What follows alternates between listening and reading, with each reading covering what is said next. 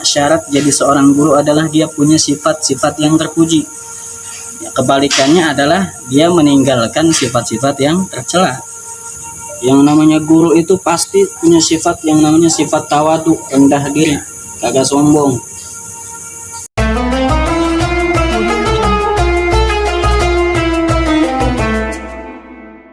Bismillahirrahmanirrahim. Kita melanjutkan pembahasan kita yang kedua atau bab yang kedua, yaitu bab tentang adabnya seorang guru. Jadi guru juga ada adabnya. Kenapa kudu ada adabnya? Karena guru kan yang bakal ngajarin murid. Jadi sebelum muridnya diajarin, gurunya dulu yang punya adab. Jadi nggak sembarangan. Jadi susah seseorang tuh mencapai makom menjadi guru tuh susah. Sampai sekarang aja yang dikatakan guru masih menempuh perjalanan jadi murid. Jadi banyak guru-guru kita nih merasanya masih jadi murid aja. Kenapa? Karena saking susahnya mencapai makom seorang guru. Kenapa? Nanti jelasin. Al-muallim, adapun seorang guru. Al-muallimu, adapun seorang guru.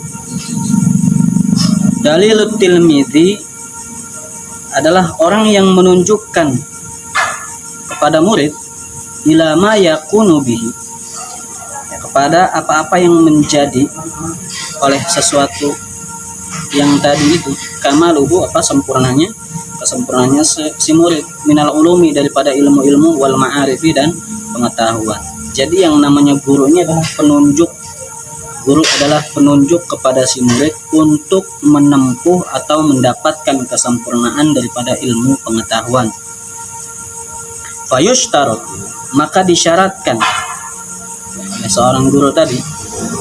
Fayushtarotu, maka disyaratkan ayyakuna, hendaknya ada siapa seorang guru min dzawil awsafi, daripada pemilik sifat-sifat al-mahmudati, yang terpuji. Jadi yang pertama, syarat jadi seorang guru adalah dia punya sifat-sifat yang terpuji. Ya, kebalikannya adalah dia meninggalkan sifat-sifat yang tercela.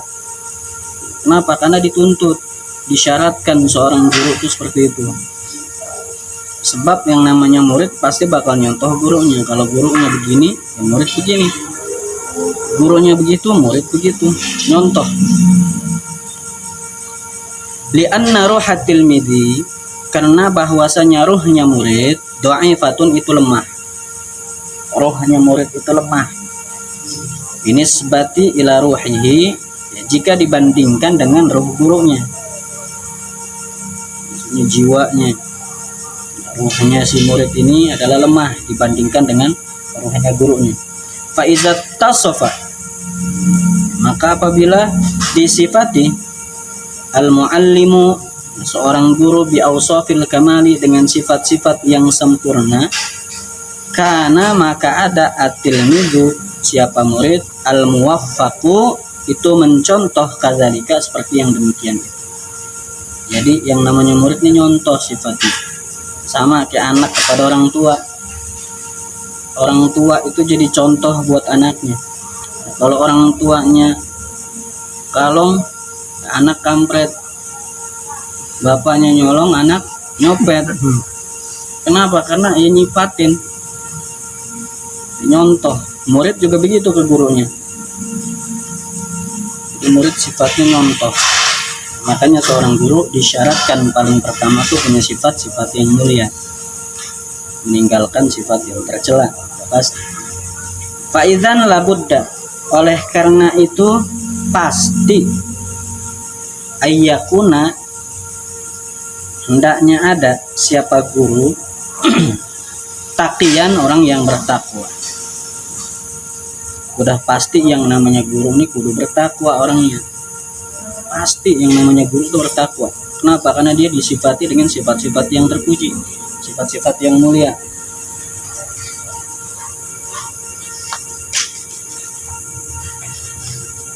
Mutawadhi'an, dan yang namanya guru itu pasti punya sifat yang namanya sifat tawadu, rendah diri, kagak sombong. Ilmu semetet sombong kagak pantas. Yang pantas sombong cuman Allah. Manusia bukan pakaiannya sombong. Jadi nggak mungkin seorang guru itu sombong. Kalau seandainya ketemu sama guru yang modelannya sombong, kudu dicek dulu tuh udah belajar sejauh mana gitu. Layyinal janibi, guru juga lemah lembut. Guru punya sifat lemah lembut, ya, artinya kasih sayang kepada muridnya. Litamila, supaya condong al-qulubu, apa hati-hati, para hati-hatinya murid maksudnya,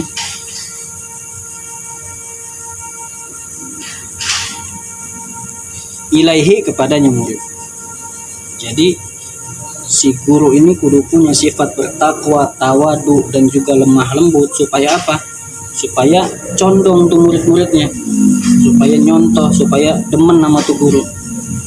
Hati kalau ketemu sama orang yang modelannya begini, yang takwa, tawadu, pasti nyangkut, pasti nyantol. Nggak pakai diminta buat cinta juga pasti cinta. Kenapa? Karena udah otomatis. Yang namanya hati tuh nyarinya yang model gitu. Fatastafidu,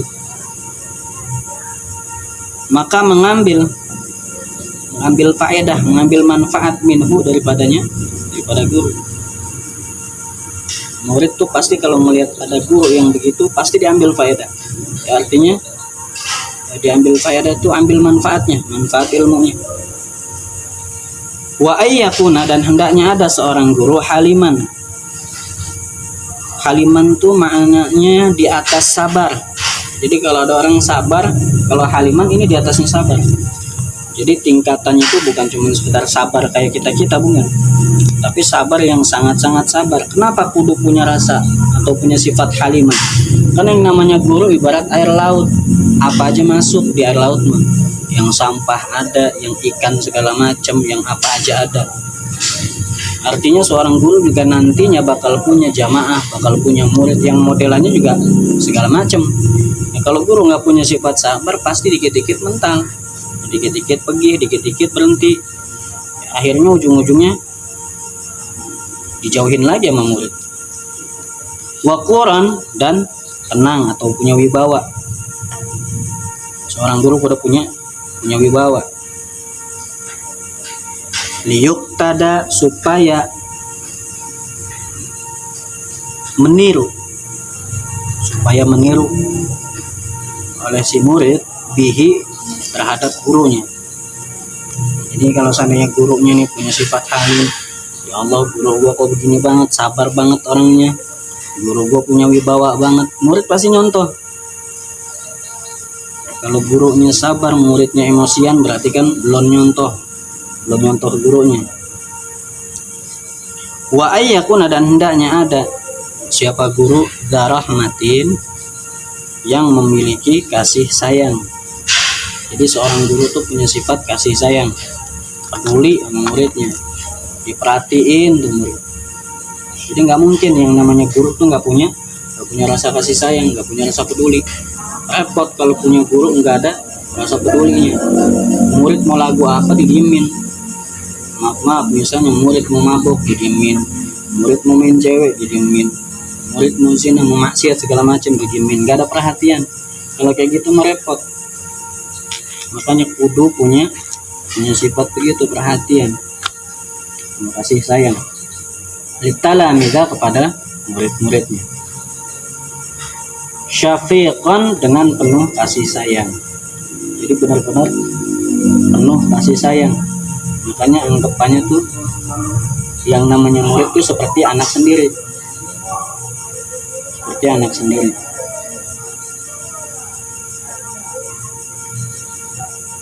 Syafiqan, penuh kasih sayang, alaihim, atas murid-murid. Lita'zuma, supaya besar. Lita'zuma, supaya besar, supaya menjadi besar. Rabbatuhum, apa? Kecintaannya murid. Jadi kalau kita nih sebagai guru, antum semua nanti Allah pilih jadi guru, punya murid, punya jamaah, punya santri, kudu punya kasih sayang kasih sayangnya yang penuh, yang full. Supaya apa? Supaya murid-murid kita juga makin cinta sama gurunya. Orang kalau berdasarkan cinta ngelakuin apa aja yang diperintah pasti mau. Gurunya perintah buat sholat, nggak pakai disuruh, nantinya bakalan sholat. Ya, kalau awal-awal mungkin disuruh buat begini, dia lakuin, diperintah ini dilakuin. Jadi ngaturnya gampang. Kalau punya rasa kasih sayang, kepedulian kepada muridnya. Tapi kalau kasih sayang nggak ada, peduli juga enggak, muridnya pasti ngebangkang. Muridnya nggak bakalan mau dengerin. Kenapa? Karena dia lihat gurunya modelannya begitu. Jadi biar besar kecintaannya, fima di dalam apa-apa yulqihi yang disampaikan oleh guru ilaihim kepada murid. Jadi gurunya nyampein apa aja, muridnya mau dengerin, muridnya mau ngelaksanain, yang ngelaksanainnya juga seneng. Bahkan kalau nggak diperintah-perintah, kalau nggak disuruh-suruh, kangen. Kok guru gua nggak merintah-merintah, kok guru gua belum ngasih amalan gitu, misalnya gua belum disuruh-suruh, itu bakalan begitu nanti. Beda cerita kalau seandainya gurunya nggak begitu modelannya, nggak punya kasih sayang, pasti murid ketika diperintah perintah mulu, malah kebalikannya. Melihat gurunya dikit ngumpet, takut disuruh. Melihat gurunya dikit ngumpet. Jadi kebalikannya nanti. Wa ayyan sahahu, dan hendaknya menasehati siapa seorang guru hum kepada muridnya. Jadi orang kalau seandainya dia jadi guru, kudu terus nasehatin. Kenapa? Karena kita nggak pernah tahu nasihat kita yang mana, ya hari apa, di jam berapa, yang masuk ke dalam hatinya murid. Kita nggak pernah tahu yang namanya taufik, yang namanya hidayah, kita nggak pernah tahu datangnya kapan. Maka senantiasalah untuk menasehati bagi seorang guru, nasihatin murid. Wa yu'addibahum, dan mengajari adab oleh guru hum kepada murid. Jadi yang namanya guru kudu ngajarin adab. Melihat muridnya kagak beradab dikit, ajarin. Jadi jangan dijadiin kebiasaan, nggak apa-apa, namanya masih anak-anak. Justru kalau adab itu kudu diajarin dari anak-anak, karena kalau udah tua susah ngajarinnya. Justru dengan dia masih kecil, masih dini, sejak itu tuh diajarkan adab, dikasih tahu, dikenalin tentang adab. Walaupun prosesnya mungkin agak lama, tapi setidaknya pada waktu kecilnya dia sudah diajarkan tentang adab. Jadi gedenya nggak terlalu sulit. Fayuhsinu ta'dibahum, fayuhsinu, maka akan menjadi bagus ta'dibahum, adabnya sih. Kita ajarin adab biar apa? Biar murid punya adab. Adab beda sama akhlak. Kalau akhlak itu hasil daripada sebuah ibadah. Kita rajin ibadah, akhlak kita bagus. Kita rajin puasa, rajin sholat sunnah maupun wajib, apalagi yang wajib. Teman silaturahmi, pokoknya ibadah, hasilnya akhlak. Tapi kalau adab kita dapetin dari nuntut ilmu, ngaji, kita tahu adab dari ilmu. Kalau akhlak dari ibadah. Jadi orang kalau punya akhlaknya bagus berarti ibadahnya cakep. Tapi ada orang ibadah akhlaknya belum cakep, berarti ibadahnya bermasalah. Ada orang akhlaknya jelek, dilihat ibadahnya bagaimana.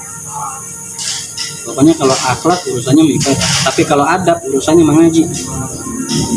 Makin banyak dia ngaji, makin banyak dia tahu tentang adab. Wa alla yukallifahu, dan hendaknya tidak membebani oleh seorang guru hum kepada muridnya minal ma'ani, daripada makna-makna matak suhu, yang makna-makna yang sesuatu yang belum sampai. Pendek di sini taksur itu maksudnya pendek itu maksudnya belum sampai. Anhu, daripada si murid, idrakatuhum, apa, pengetahuan mereka. Jadi jangan membebani kepada murid itu tentang makna-makna yang belum waktunya dia pahamin. Contoh, dia masih bocah, dikasih tentang tasawuf tingkat tinggi, misalnya syarah hikam, yang ada keblinger, Kenapa? Karena belum waktunya anak-anak bahas tasawuf tingkat tinggi dikasih yang ada epleng. Banyak kejadian anak-anak muda sekarang ketika disuruh sholat jawabnya begitu. Kalau gue mau udah ma'rifat, gue nggak sholat, yang penting hati gue ingat sama Allah, gitu katanya. Padahal salah. Yang dimaksud dalam tasawuf tingkat tinggi ma'rifat itu nggak sholat, bukan itu.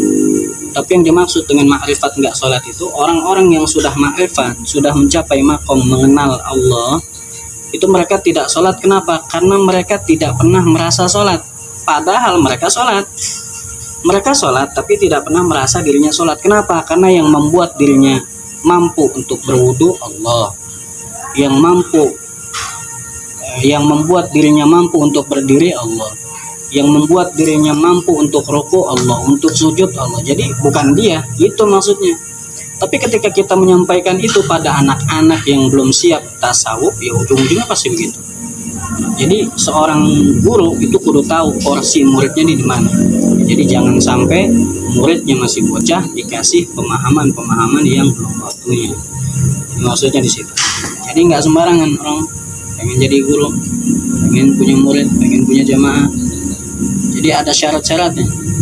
Kalau syaratnya ini sudah bisa dipenuhi, maka dia bakalan berhasil ngedidik muridnya. Muridnya pasti bakalan mendapatkan hasil dari seorang guru yang sudah memenuhi syarat.